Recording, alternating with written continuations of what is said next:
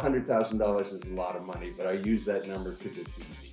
So if you double it in 5 years, it's 200. Double it in 5 years, it's 400. Double it in 5 years, it's 800. Double it in 5 years, it's 1.6 million. Double it in 5 years is 3.2 million. So at the beginning, try to reinvest so you get that compound effect. Welcome to the Power of Passive Income and How to Retire Rich with your host, Vijay Patel. Get your financial advice straight from the experts and learn how to take your first steps towards financial freedom. If you're ready to retire rich, then listen up. So I will just, tell you a little bit of a funny story that I had, right? So similar to what you were mentioning, like back in the days when I started my healthcare career, we used to buy rundown nursing homes, community hospitals. So my employer had a big money. So every 3 months, like a quarterly meeting, he will come with a folder saying, oh, I just bought this. Now you guys figured it out. So the first one we did was a, kind of rundown assisted living upstate New York. Didn't know what to do. And it was there was a nurse job to flip that place around and make it, work. First one took us like almost 1.5 years to flip it. The second one was 1 year. And then we became so good, like it was like 6 to 8 months, we knock it out and we move on. And in 2018, same thing, somebody introduced me to syndication and value add, right? So when we talk about value add, and when I was learning, I was like, wait a minute, I've been doing it already, like value add. It's just a different industry. That's what we've been doing. We used to buy a rundown nursing home. So I'm a numbers guy. So my job was to go in, look at the numbers and fix the numbers. And nurse's job was to make sure the compliance part was there if they were lagging or there were some tags from the state and things like that. She will work on that. I will purely work on revenue side. How can I boost the revenue? How can I decrease the expense? How can we make it more efficient?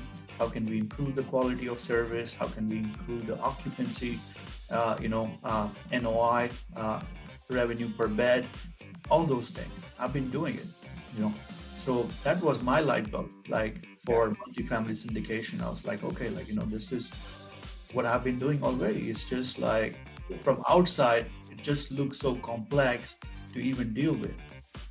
Yeah, and it's very interesting that when you think about it, also, you're making the world a better place, right? So we're buying rundown apartment complexes that may be not well managed or safe, and we're making them nicer places to live and safe.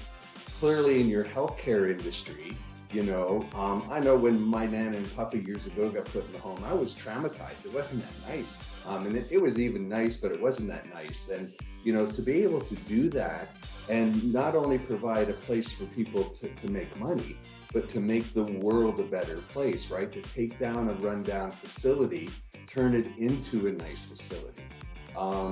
And then ultimately, I know you're still in the business to make money, but your end goal is to make a better place for the people to live in. And then once you do that, you can charge more to live in there. And people don't mind paying for quality. And as long as you don't outprice yourself, and it's the same thing in multifamily, right? If you get a property, you can't double the rent because the market just won't survive, right? So you're getting that 10, 20%, the market can pay it to get a nicer property. And so, again, once I figured out that it was a business, it totally changed what I wanted to do. And me, obviously, I got in it pretty quickly. I'm not only invested in multifamily, but it's the asset class that I know the most about and that I'm actively pursuing. So especially when we are talking about anybody's journey, right? It cannot be completed without failures or mistakes. Yeah. So let's talk about that. Yeah. So I would say, first of all, my first failures were, I was so eager to make my first investment. I just made it. And I didn't really do some due diligence on the sponsor themselves. And it turned out it's not like they were dishonest or anything. They just weren't high quality. I didn't quite understand some of the underwriting. Again, they said, oh, we're going to put the rents up to this. And then after I got a little more educated, I went, okay, simple math. Rent is basically 3 times you need to make 3 times the rent. So if the rent's $1,000, you need to make $3,000 a month. And they said they were going to make rent $1,000 a month, but the people only made $2,500 a month in that neighborhood. And so some of the basic facts that I know now that I talk a lot about, just to kind of double check that, they're going to do it. And then, I think that, and then my best deal to date, I spent a year looking at the sponsor, and I actually met with them at a they were a host of a pot meetup or whatever. And then I started following them, and then they started sending me their deals. And I said, well, I'm not quite ready to invest with you, but would you mind sending me just the reports from those deals? I promise I won't share them with anybody else. And I just started to watch, how do you tell what's happening? How do you, what am I seeing in your reports? And I was looking for honesty, right? Like, hey, we're a little bit behind on this budget. We're a little bit ahead on this, and this is why, and what we've done. And to date, it's been my best investment. They 3x'd my money in 20 months. I instantly returned and invested with them. The second that deal came through, they had another one, and it's a good thing. And I would say one of the bigger lessons I learned is how hard it is to switch to the active side. A lot of people, and that's why I say to people, a lot of people are saying, oh, I can't wait to get out of my job. I can't wait to do it full time. And I say, actually, you should wait as long as you can, because if you keep reinvesting your money, the compounding power is amazing. So I always tell people, think of your younger self. And I know $100,000 is a lot of money, but I use that number because it's easy. So if you double it in 5 years, it's 200. Double it in 5 years, it's 400. Double it in 5 years, it's 800. Double it in 5 years, it's 1.6 million.